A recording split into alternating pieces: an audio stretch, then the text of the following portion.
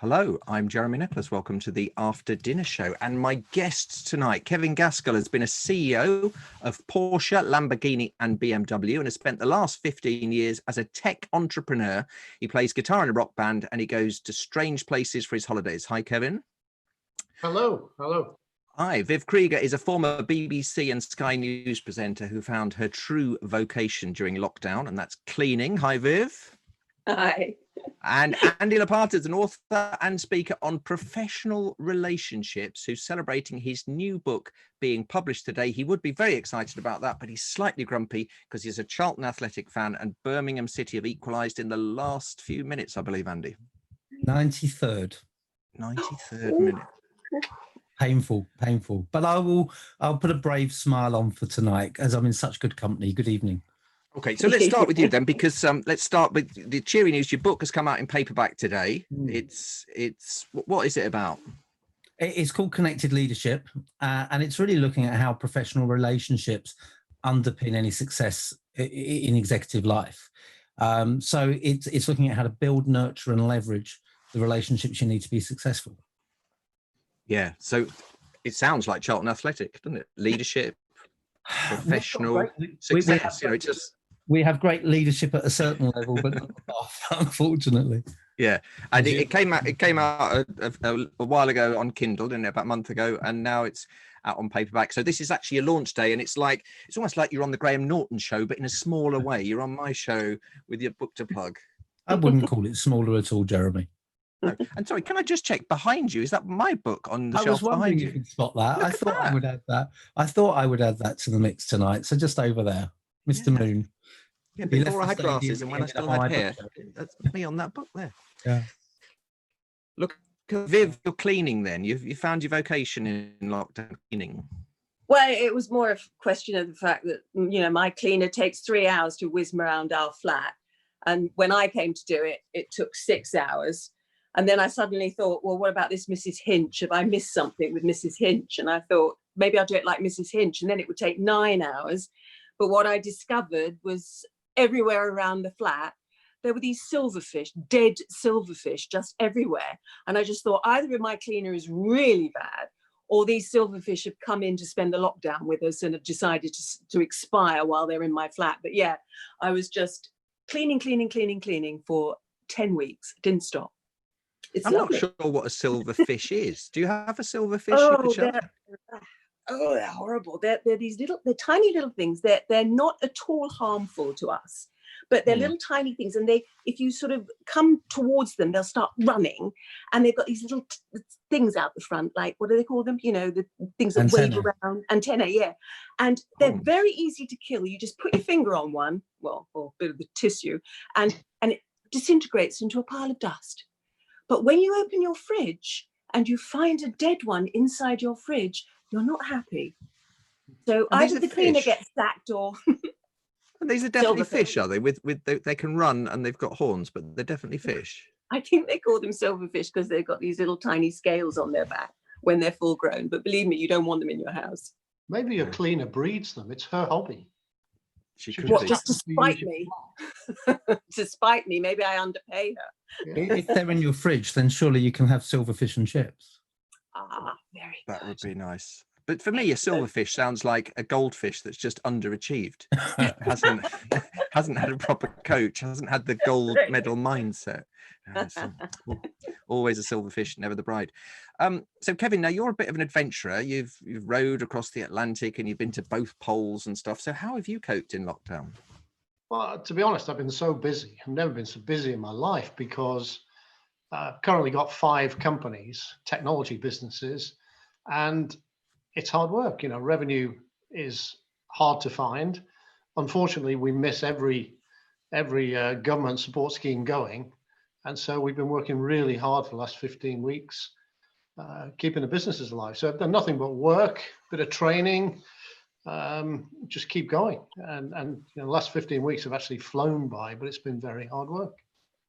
Yeah, no, it has. I think I think that there's a bit of a sort of divide in the country. There's some people that are working flat out because people in their companies have been furloughed. So the furloughed people are having a right whale all the time. They're getting the money, but somebody else is doing their work. And then there's the self-employed freelance type people like us who are scrambling around trying to get the work. And I'm spending like twice as long for half the money at the moment. But anyway, let's not moan about that. So can I just check, you've all got a big true story you can tell tonight, because that's the main rule. You have to have a big true story.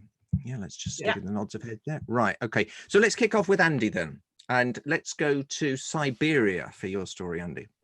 Yes, well, I was speaking at a conference in a city called Irkutsk in Siberia, which I have to say is probably the favorite of the many overseas trips I've had with my work. The people there were, we think of Siberia as cold. The people were so warm and so friendly, and I had a bit of celebrity status because I was the only non-Russian speaker coming in, and from the moment I walked into the conference room, they were saying from the stage, and Andy's in the room now, and people are looking around and trying to get a glimpse of this international celebrity.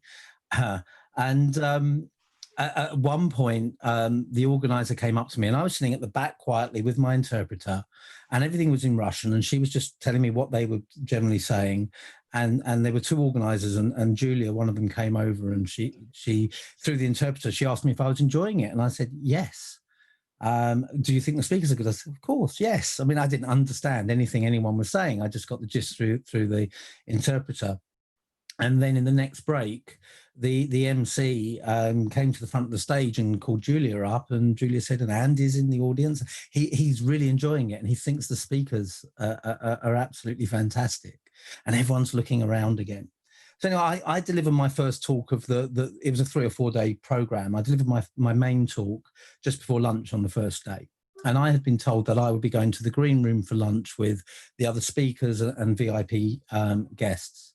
And the other organizer, Veronica, came over, and she said, come with me. And my interpreter said, go with Veronica. And I said, well, are you coming as well? Because Veronica doesn't speak very good English. No one else spoke much English. So it would be good to have Natalia with me. She said, no, you just go with Veronica. So I'm assuming Veronica's taking me to the green room. And we walked out of the conference hall into the lobby. And then we walked out of the lobby onto the steps outside, down the steps and into her car, which, we all speak at events. This is unusual. We then drive across Irkutsk to a small Italian restaurant where no one speaks English. And Veronica doesn't speak very much English. So they give us menus. And of course, it's all in Russian. So I just went lasagna and had a lasagna. And we had a very friendly but awkward lunch when no one could understand what was going on. And then we went back to the conference just as the second half was starting. And I couldn't understand it. It was just a bizarre experience. So the conference starts again. We're sat at the back again, just listening in. And they have the first speaker and they finish. And then on the big screen, there are some adverts. Between all the speakers, the sponsors have adverts on the big screen. And an advert comes up for this Italian restaurant. And Natalia, my interpreter, turned to me and said, it says, the restaurant where Andy Lopata eats when he's in Irkutsk. So that was it. A lunchtime away from the conference, not understanding what was going on, being able to order one thing just so that they could put my name up there. Fantastic. I wonder who they thought you were. So do I. It's tricky though, isn't it? Speaking when you've got an interpreter. I did an event in Sofia once, and I had someone translating simultaneously into Bulgarian and someone else translating into Russian. And you could tell in the audience whether they had black headsets or red headsets on, depending on which they were getting. And I was delivering in English. And so the English speakers would laugh, because I'm a very humorous speaker. You've seen me speak, all of you. So I would, the English people would laugh at this point. Then the Bulgarians, about 5 seconds later, they would all laugh. And then about 5 seconds after that, the Russians did nothing. There was no reaction at all. And apart from just one time when I got one really big laugh, and I don't know what the interpreter said at that point, but that was very weird. trying to do your timing on that. And I did that. I don't know if the Russian guy didn't quite get my sense of humor, or if he wasn't very good at his rhythm and the Bulgarian one was. But anyway, right, Kevin, we're going to come to you. We're going to come to you last with your big story, because I just think rowing the Atlantic, it's going to be tough for anyone to follow rowing the Atlantic. Yeah, so I thought that's why we'll start off little with Andy with his Italian restaurant, and now we'll go to Viv for so you've done a lot of hosting, you know, being a BBC and Sky person, you've done a lot of hosting of conferences, haven't you? Tell me about that. Well, yeah, I've done quite a few, Jeremy. The story I wanted to tell you was about the very, very first conference that I did, because I'd been working at Sky News for about 2 or 3 years. I'd done plenty of corporate work, but I'd never hosted a conference before. So I walked into the Sky newsroom one afternoon, and you know what journalists are like, they're pranksters usually. So I walk into the Sky newsroom, somebody hands me the phone and says, Viv, the United Nations want to talk to you. And I went, oh yeah, right. No, they do really. So there was this lady on the other end of the phone in Geneva called Dr. Hamad. And she said to me, she watches me on Sky News every evening, and she wanted me to come and host this conference, 3-day conference in Geneva for the World Health Organization. And I said, yeah, okay. And of course, I'd never hosted a conference in my life. But you're not going to admit that. You're going to think, yeah, I'll take the gig. You know, I'm going to wing this. I'll do it. And I went over to Geneva, and as I said, 3 days. And it was a very, very serious conference. There was nothing lighthearted about this conference whatsoever. It was all about poverty in Africa and how there's no water for some women and their families, and how far they have to walk and everything. And it was full of loads of experts who were all, you know, real experts in their field. And it's fair to say that in 3 days rather, at this conference, I barely understood what they were talking about. I mean, 90% of what they said went straight over my head. And I just thought, I've got to get through this without anybody rumbling the fact that I don't know what they're talking about. I had a moderator on each side of me, thankfully, and they would field the questions from the audience. And basically, they made me look good, because I was able to sort of put on this persona that I knew what I was doing, when in fact I didn't. Anyway, we got through the 3 days, final day of the conference. I send them all out for tea at the last session. And there's just one short session left after tea. And I'm thinking, yeah, I've done it. And as I said that to myself, this woman appears under the podium. We're sort of on this raised platform, me and the 2 moderators. And this woman's there looking at me. And she says to me, Viv, forgive the accent because she was South African. Viv, she said, I think you've done a fantastic job these last 3 days. She said, but what would be absolutely superb is if you could sum up for us what we've all been talking about for the last 3 days. And I remember thinking this cold panic enveloping me. And I turned to the 2 moderators and I said, well, what a great idea that is. But have we got time in the final session? And they went, no, I'm afraid we haven't. And I was like, oh, shame. And I thought, ever since, I mean, all these years later, and this was in the 90s, I thought to myself, what would I have done if they'd said, oh, no, Viv, we've got plenty of time. You can sum up what we've been talking about for the last 3 days. I would have been well and truly stuffed. Yeah, it is tricky, isn't it, when you're hosting those things, because I've often done really technical events, and you know, it's one thing to ask people questions, it's another thing to have any idea really what the answer means. Yes. And so it's no, the worst thing, Jeremy, is when you get a question from the audience that you really haven't got a clue what they've said, and then somebody says to you, oh, we didn't hear this at the back, could you repeat the question, Vivian? And you can't repeat the question because you don't know what they said. I once did a very, very technical event for Microsoft, and I had to interview somebody about big data and the Internet of Things. But this was about 6 years ago, when no one really knew what big data or the Internet of Things was. And I thought it's all right, because I was doing it with a colleague who was very technically minded. And so I thought he'll do those bits and I'll just do the fluffy introduction type bit. He got stuck in a traffic jam on the M25 and was 2 hours late. And I had to interview someone about big data and someone about Internet of Things. And the only thing I could think of, and it was a work of genius that came to me, is that I said to the one that I was interviewing, can you give me some questions to ask him? And then the other one, can you give me some questions to ask him? Because they both knew that. It was, but honestly, I was glad I had my brown corduroys on for that event. Right, now let's go for the headline act now. This is the really heroic story, Kevin, rowing across the Atlantic. Tell us about that. Well, it's kind of what Viv said and what Andy alluded to. You know, we go and speak at these conferences, and then things happen.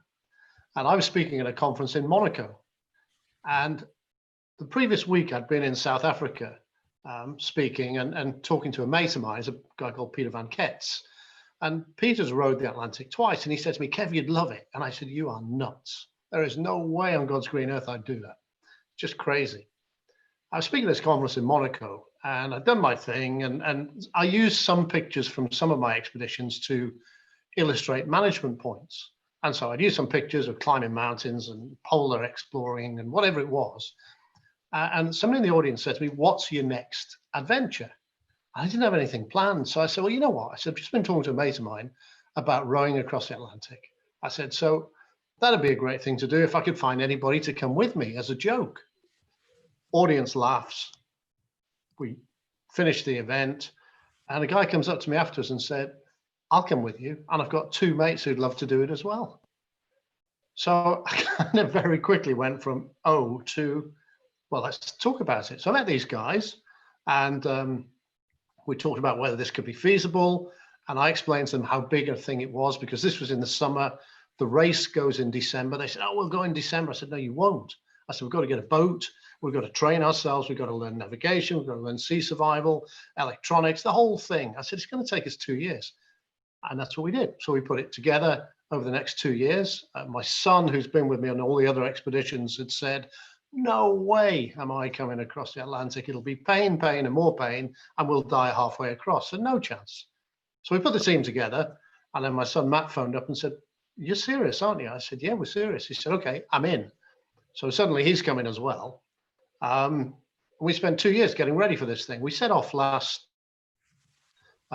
the day of the general election.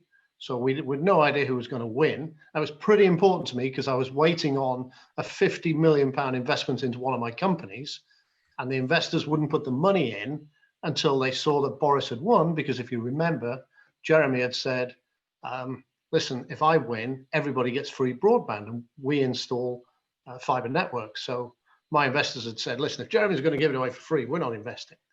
So I set out to sea, not knowing whether this business was going to fall over the following week because we didn't have any money, or we were going to get our 50 million quid and build a great business. Off we went. First night, we have a navigator, a weatherman based on shore, and he reads all the charts and gets all the data. And of course, what we're trying to do is get the prevailing winds to help us. And there was a big storm coming in. So he said, "Look, what I'm going to do is I'm going to put you on the north of this storm. The rest of the fleet have gone south to get away from it, but you're going to ride the storm, and it's going to suck you forward, and you're going to really get ahead of the fleet." So we said, "Okay, that sounds like a plan." Off we went. This is day one. None of us have ever rowed an ocean before. I mean, some of the guys have got marine experience, but rowing an ocean, off we go. We're 100 miles out to sea, and we've been pulled along by this storm. It's all looking pretty good, and then the storm moves, and we're caught in the storm. Now, I'd never seen an Atlantic storm from the outside, and I'd definitely never seen one from the inside. And we got just hammered, absolutely hammered. I can't explain to you what it's like to be on a 23-foot plastic rowing boat with waves as big as any tree you've ever seen, but a mile long. You've got millions of tons of water. And we're finding our way, fighting our way through this, and we got hit on the beam. And to give you an idea of just what that does to you, this is an oar. This is one of our oars. You might notice there's a small problem there. Oh, crikey. And that was, we lost two of those. 2 oars smashed in 2 minutes. So we're stuck in the middle of a storm, broken oars. We had 2 spare oars, and we had no choice but to hunker down for the night. So we locked ourselves in the cabin and just lay in this little boat. And I'm an engineer, I'm a structural engineer. So I'm lying there listening to this boat around me, thinking, is this thing going to actually survive this storm? But the beauty of it was, You could hear that the boat was just rigid. It just shook. Every time we got hit by 1,000 tons of water, the boat just shook.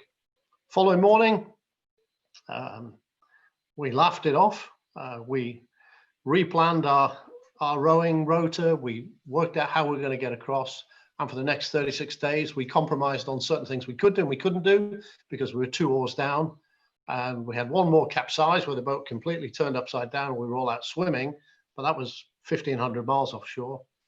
And we got into Antigua 35 days, 19 hours and 20 minutes after we started and set a new world record. So I say we rowed our way across, but actually we laughed our way across. We had a lot of fun. It was crazy. I mean, hallucinations. I was talking to my daughter at one point. I was absolutely convinced she was next to me.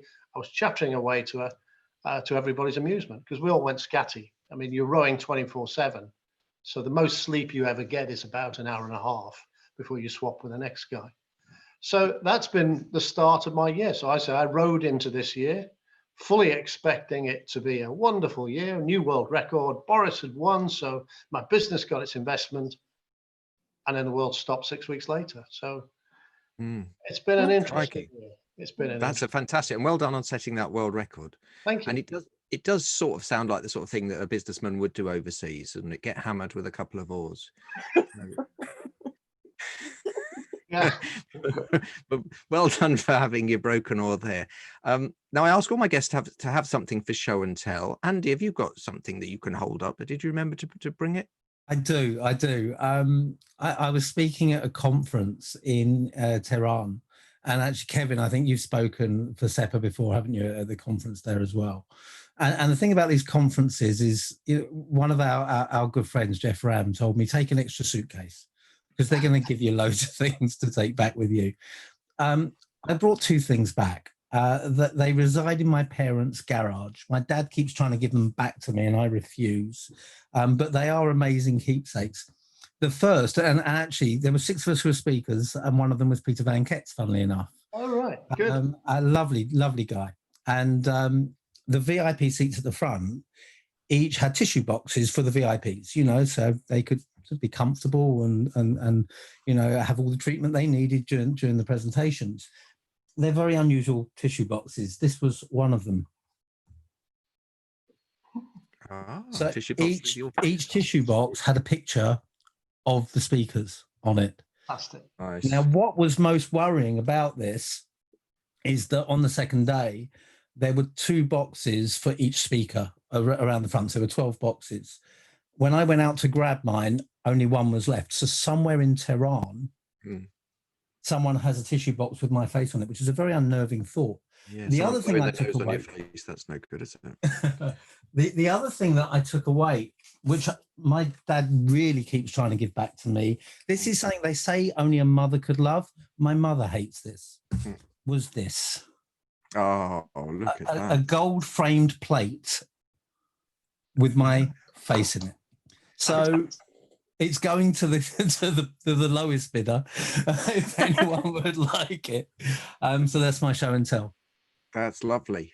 Fantastic. And Viv, you've got a cartoon, I believe, to show us. Yes, can I just tell you that, you said you didn't mind interruptions. Well, come over here, Dan. Oh, she's gone shy. I've been interrupted by my stepdaughter, but she's decided to go shy now. Yes, I took it down off the wall behind me because I thought, rather than sort of try and show you where it was and everything, this, Jeremy, in your honor, because it's not about you. Can you read it? Jeremy will fix it. Jeremy will fix it, but it's actually nothing to do with you. It's a cartoon from Heath. And he came into Sky to do an interview. And at the time, Jeremy Hanley was the chairman of the Conservative Party. So I'm going back to the early 90s. And Jeremy Hanley kept putting his foot in it. He was John Major's choice of chairman. I think they were good mates. But he kept doing one blunder after another, including talking about interest rates, saying they weren't going to go up. And everybody said, you can't say that. And then he made a comment about a boxing match, a Nigel Benn boxing match, where there was just total pandemonium, everybody having a punch up. And he said, oh, it's just hijinks and exuberance and all this sort of thing. And the Tories were going on about social unrest and everything. So it was not the time to come out with that. So he did this cartoon when he came into Sky, and he gave it to me and he's signed it. So I'm very happy with that. and it's on my wall behind me usually. And I've got another cartoon there, Tony Hart did for me back at BBC Bristol when I used to work there. Tony Hart, right? Yes, Tony Hart. I'm impressed by Heath. Heath is the Private Eye cartoonist, isn't he? And Spectator. And in Spectator, yeah. So, what do you think it's worth, Jeremy? Do you think I should go on the Antiques Roadshow? Yes, I think you should, and ask that Fiona Bruce how much she'll give you for it. Yeah, £5. That would be really good. Yeah. So talking about money, I just want to go back to Kevin, because you're a very successful man, Kevin. You've seemed to have run quite a lot of businesses, mainly involving cars by the sound of it, but it hasn't all been plain sailing for you, have it? Tell me about the time when somebody wanted their money back. Oh yeah, well that was when I left BMW. I left BMW to start one of the first online car sales platforms, and nobody got it. And I was frustrated because this internet, I thought that the internet would change the world. I mean, this is 20 years ago, and nobody could get it. I couldn't get people to talk to me about it. So I thought, right, I'll quit and I'll do it myself. So I walked away from, it's probably the best job in the British motor industry, chief exec of BMW, to a dot-com startup, which was me and a desk and a telephone, and that was it. But I did have a lot of money because there's an American organization who decided that this would be a great thing to do, and I'd sold them the business plan, and they transferred $25 million, $25 million into my bank account. Whoosh, there you go, Kev, build a business. Okay, so being the honest chappy I am, I set up a separate account, put 25 million bucks in it. I recruited some people and we started building this company, and we found it was actually tougher than we expected it to be, because the industry really didn't get online sales, and the manufacturers didn't get it. And then the Americans got cold feet. So once we'd spent not a lot of this, maybe £500,000 in recruiting people and getting an office and building stuff and technology and they phoned me up one night, and it was about 11:15 at home, because Americans don't seem to get the fact that internationally time zones are different. They phoned me up about 11:15 and they said, listen, we've had to think about this business. I said, yeah. I said, we decided, we think we'll pull out. It's okay. So can you send all our money back, please? I said, you mean all? Yeah. Can you just send the 25 million back? And so we had this incredible conversation where I explained to them that we'd actually spent some of it in the previous 6 months trying to build a company, and they didn't want to hear it. So we agreed to disagree. I bought the business from them in the end for £1. And they took back their $24.5 million. And we built that company up, and we sold it 7 years later for £100 million. So they lost out. They got a great business. So that was the story. 11:15 at night. Can you please send me $25 million? No. I haven't got it. Yeah, but I mean, cars on the internet, I imagine that is a hard drive, isn't it? So yeah, that's what I traditionally like to do on the program, is just do a silly little pun to indicate that little section's finished now. I've done a ridiculous hard drive gag. I just want to squeeze in some celebrity before we come to the end of the show. Andy, tell me about your first ever gig. Yeah, my first ever gig was the Eurythmics at what was then Hammersmith Odeon back in 1983, I think. And my sister took me. I think it was a birthday or a Christmas present. And she took me with her then boyfriend, who was a very keen amateur photographer. When keen amateur photography could only be done with big, chunky, professional-looking cameras. So we had seats in row 5 of the stalls, which isn't a bad first gig. And everyone ran to the front, and I got to the very front. I was very wee. I'm not tall now. I was very, very little then. And sort of caught Annie's eye, she gave me a little kiss as she went along the front. And it was a wonderful gig. I've got an album of photos, and they are phenomenal, that my sister's boyfriend took. At the end of the gig, we sort of hung around a little bit, and we headed towards the stage door inside the Hammersmith Odeon, where the press were going in. And we walked up, and my sister's boyfriend said, and he showed his camera, and he said, media. And they looked at us, and they went, yeah, okay. And we got ushered through to the media waiting room, where Dave Stewart came through. So Dave Stewart came through, and so if I just quickly, because I did promise Jem cute photos. He didn't think just me was cute enough, which I struggled to understand. But if I just share that, it's better be Annie Lennox and not Dave Stewart. No, it's Dave Stewart. You should have that there. Okay. All right, is that you, that small child there? That small child there is me. No. And so we met Dave Stewart. This is my first ever gig. Can you imagine this happening now, bluffing your way backstage, one of the biggest bands in the country at the time. Yeah. And I said, Dave, I said, can I meet Annie, please? And he said, sure. And he took me through to her dressing room. And if I click here, hopefully, I think I'll have to stop the share because that's not moving across. So let me stop that and then take you in because this is what you wanted, Jem. Yeah, we want Annie. He took me to meet Annie Lennox in her dressing room. So that was my first ever concert. And then I couldn't find the picture in time for tonight. But I'm now a member, as you know, Jem, of the Hospital Club. You've come along there many times with me, which is founded by a certain Dave Stewart. So I now have the picture of me with Dave as older men. To go along with the one that I took at my first ever gig. And have you shown him the publication? Did you tell him you were writing for? The school magazine? Well, I mean, my sister's boyfriend was a bit older, so he was 16 and so could get away with it. But yeah, I'm trying to imagine even attempting that these days, and I don't think you would get away with that. But it was a wonderful introduction to something that's been at the centre of my life ever since. I've been to hundreds and hundreds of gigs, and it's one of my big hobbies now. So that was a great start. Yeah, lovely story. But I think we can go even more famous. I think Viv's got an even more famous celebrity. I think she's more famous. For me, I'd be more blown away by meeting this person than Annie Lennox, but I'd be quite excited about Annie. Yeah, I was pretty blown away by meeting her. Yeah, I was hosting a conference in China, at which, and again, it was for the World Health Organization, and it was Jane Fonda. Oh. And yeah, I was pretty starstruck, I must say, pretty starstruck. But I met her 10 minutes before we went up on the stage together. And I'd already been told by the organizers of the show to write a little introduction to her.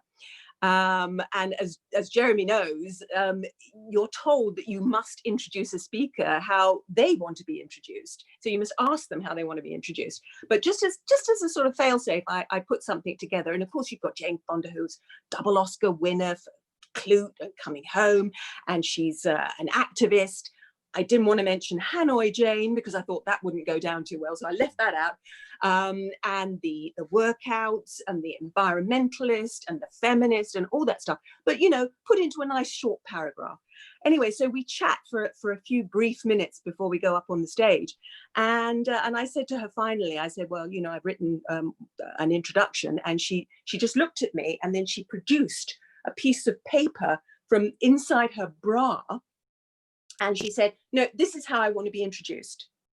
So, and then she disappeared to go to the loo or something before she gave her speech. So in actual fact, I ended up going up on the stage by myself at that point.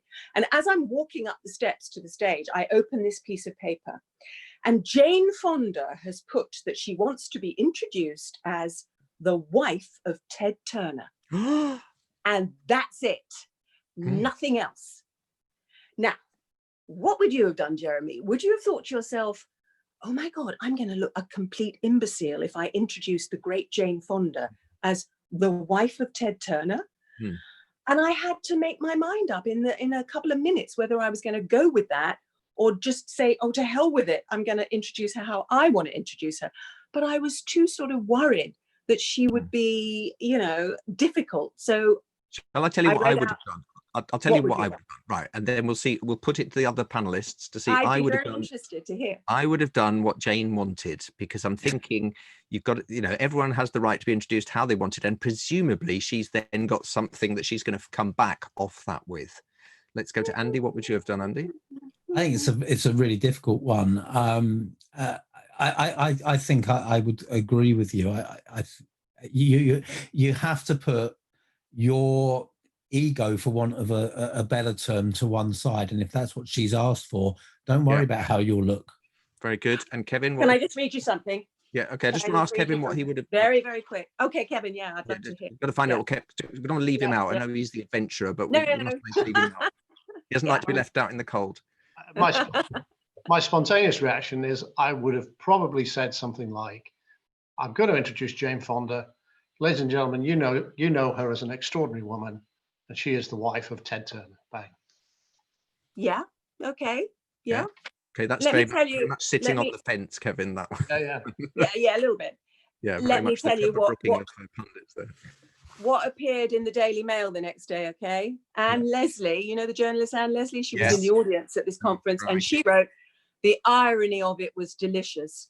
For 30 years, actress Jane Fonda has been a leading female voice speaking out on issues as diverse as the Vietnam War and breast implants. Her high profile led to her being invited to address the conference. But when she was introduced, it was as the wife of Ted Turner." So you did do it. You did what Jane wanted. I did what Jane wanted, and I appreciate what Kevin's saying, that, you know, just don't worry about how you look. But I felt like a complete idiot, I must say. Yes, I can imagine. Did she actually allude to that intro in her talk, as Jeremy suggested? No, she didn't. No, she just launched into. She made that to make you look silly, then, didn't she? What a dreadful woman! Right. Yeah, isn't she just? I'm sending back my signed. She wanted the press, and that was the way she knew she'd get it.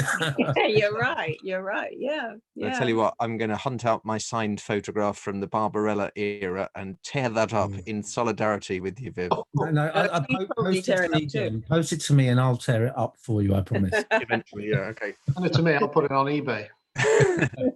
Yes. Now, did you keep the bit of paper that she took out of her bra, because you could put that on eBay? No, alas, I didn't. I mean, I did, and then I lost it. Oh, okay. So, you know, I don't know. You're right. I could have absolutely flogged that one. Yeah. But did you not say to her afterwards, "Oh, you know, that was a strange thing to do"? Or Jeremy, it was the great Jane Fonda. She was whisked away by security people the second she came off the stage. So there was no question of having another chat with her. No. She left very quickly. Absence makes the heart go fonder. There we go. Hey. That's how we know that we've finished that bit, because Jeremy's done a ridiculous play on words. So we're just about at the end of the show. I like to give all of the speakers a chance to plug anything you've got coming up, or how people can get in touch, just in case at some point this crazy world comes back to normal and we can all start speaking in public again. So Kevin, do you want to go first? Yeah, you can find me at kevin@kevingaskell.com, and I'm available for speeches, bar mitzvahs, and anything else. And seriously, at the moment, I'm focusing on helping companies to get through this recession, how to organize themselves, how to develop leadership. I get very frustrated that a lot of the press coverage at the moment is, oh, we need new leadership, we need values and principles. No, hang on. We've been doing that forever. Good leaders have been doing that forever. And so I'm spending my time helping people take their businesses from here to here. You know, a lot of people are focused on survival at the moment. We're focused on becoming fantastic. There's no reason at all not to use the turbulences in the market now to drive your brand and your business to a whole new level. So if anybody needs help with that, want me to come and talk about it, run a masterclass, come and coach some management teams, here I am. Fantastic. KevinGaskell.com. Andy Lopata, how do people find you? Very easy when you've got a name like mine, if you know how to spell it. So it's Lopata. I'm on Twitter, I'm on Instagram, Facebook, LinkedIn. If you wanted to connect on LinkedIn, that's fine. Just please personalize your connection request. Don't just click connect. Thank you for letting me mention the book at the beginning. I'd be remiss not to mention it again, as the paperback's out today. So that's Connected Leadership. And it's available at all good bookstores and a few rubbish ones as well. I'm most of my focus at the moment is on mentoring individuals on professional relationships, how they help them in their role and in their career. So if you want to find out more, reach out and we can chat. Fantastic. And Viv, how do people get in touch with you? Should you want them to get in touch with you? Well, yeah, I'm one of the best things would be on mandy.com, because I'm these days I try and do a bit of acting, and mandy.com, you'll find me there.